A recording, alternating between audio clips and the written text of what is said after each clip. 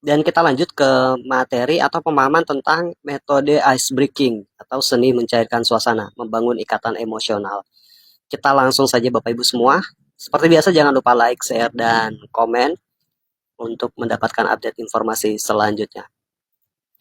Kenapa harus melakukan ice breaking? Kita mesti paham dulu apa saja manfaat atau alasan apa kemudian kita harus melakukan ice breaking sebelum melakukan presentasi ataupun terjadi closing. Orang Indonesia tidak suka ditawari, tapi mereka suka belanja. Nah, ini hukum marketing yang ada di Indonesia. Sekali lagi saya ulangi, kebanyakan orang Indonesia adalah mereka tidak suka ditawari, tapi mereka suka belanja. Dan kita langsung ke hukum yang kedua. Orang Indonesia belanja karena mereka suka dan percaya dengan yang menawarkan. Nah, ini dua hukum konkret yang harus kita ketahui sebelum Anda menjadi sales. Bisnis apapun, penjualan apapun, Anda harus paham ini. Sekali lagi, orang Indonesia tidak suka ditawari, tapi mereka suka belanja atau konsumtif. Dan kemudian orang Indonesia biasanya belanja karena mereka suka dan percaya dengan yang menawarkan. Oke, penghalang terbesar presentasi disebabkan tidak adanya daya tarik atau ikatan emosional antara mitra dan camit. Metode ini bisa kita pakai untuk penjualan apa saja, karena kata guru saya, dengan memahami metode ini, maka kita bisa menjual apa saja kepada siapa saja yang tentunya barang halal. Oke, kita langsung manfaat ice breaking. Membangun ikatan emosional, kemudian menggali kebutuhan camit, lalu kemudian mempermudah presentasi. Nah, ilustrasinya adalah mengapa ketika ngobrol dengan sahabat atau saudara atau orang yang sudah dikenal lama, jarang membuat kita canggung ketika berinteraksi, karena kita sudah ada ikatan emosional. Nah, presentasi biasanya gagal. Kalau presentasi gagal, kemudian otomatis closingnya pun juga gagal. Alasannya adalah kita tidak mengenal lebih baik atau lebih jauh kepada orang yang kita presentasi atau calon customer atau calon mitra kita. Demikian.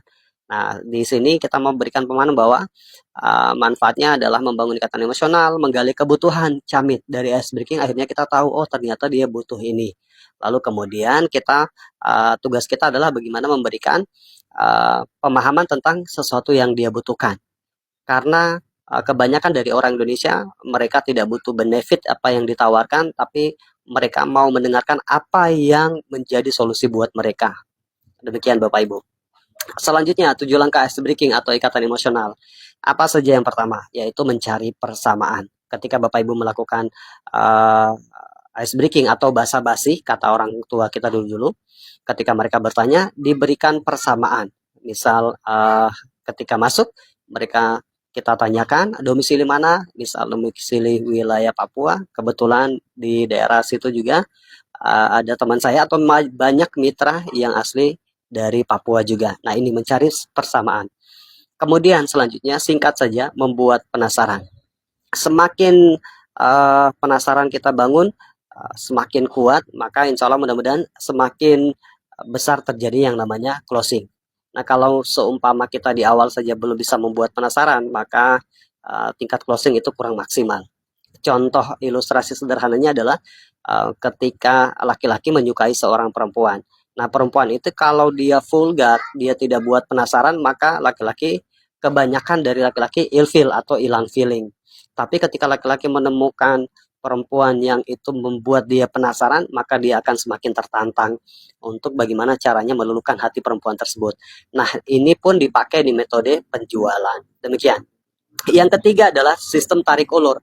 Nah, tarik ulur ini fungsinya buat apa? Supaya terbangun yang namanya ikatan emosional antara kita dan camit. Tujuannya tarik ulur, kita mengulur waktu, karena untuk dekat dengan seseorang kita butuh waktu. Dari situ tugas kita adalah menjawab satu kali, bertanya satu kali untuk membangun interaksi. Demikian Bapak Ibu.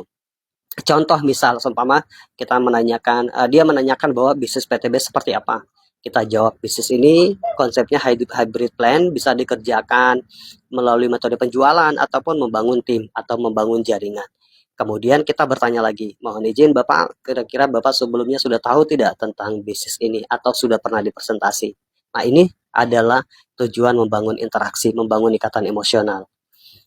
Yang keempat adalah memberi penghargaan kerjaan ataupun aktivitas camit lainnya. Ketika terbangun diskusi di situ, proses ice breakingnya, Bapak Ibu kemudian mengetahui bahwa dia bekerja sebagai, anggaplah sebagai ojek online misal, beri penghargaan terhadap pekerjaan mereka. Demikian. Karena memang sunnatullahnya adalah kita bisa saling memberikan support atau memberikan pujian. Walaupun memang pujian yang paling cocok hanya untuk kepada Allah Subhanahu wa taala, tapi di sini kita pun disunahkan untuk memuji orang yang tidak berlebihan sesuai dengan apa yang ada di dalam orang tersebut. Nah, ini penting sekali dalam membangun ice breaking atau ikatan emosional. Oke, selanjutnya adalah memberikan doa. Demikian. Nah, orang Indonesia ini cenderung lebih suka gratisan dan juga diberikan doa. Nah, dari memberikan doa ini akan terbangun ikatan emosional yang lebih cepat atau lebih baik dari sebelumnya.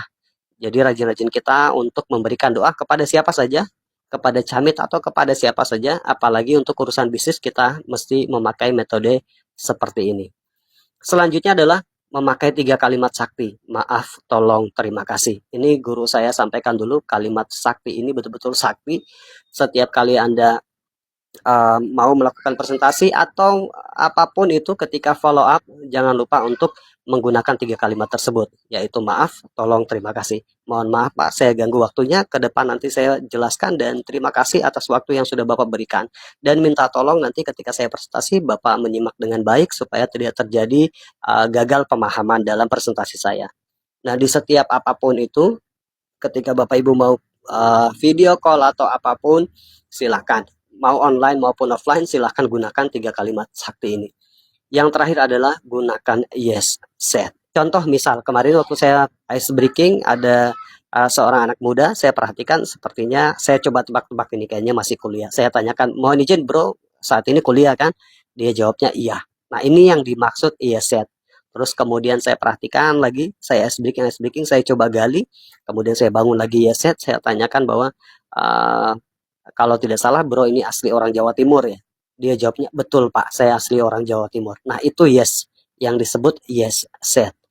Nah, ini pun digunakan di awal atau sesering mungkin kita gunakan pernyataan-pernyataan tersebut yang jawabannya iya. Supaya manfaatnya apa? Kita mau menggiring sama-sama ke dalam zona positif. Demikian. Nah, ini 7 langkah singkat yang saya bahas. Mudah-mudahan ke depan kita bisa belajar lagi full. Kita sama-sama di sharing yang kita bisa pelajari full tentang 7 langkah ice breaking tersebut. Oke, mudah-mudahan bermanfaat. Salam sinergi, go berkah, no riba.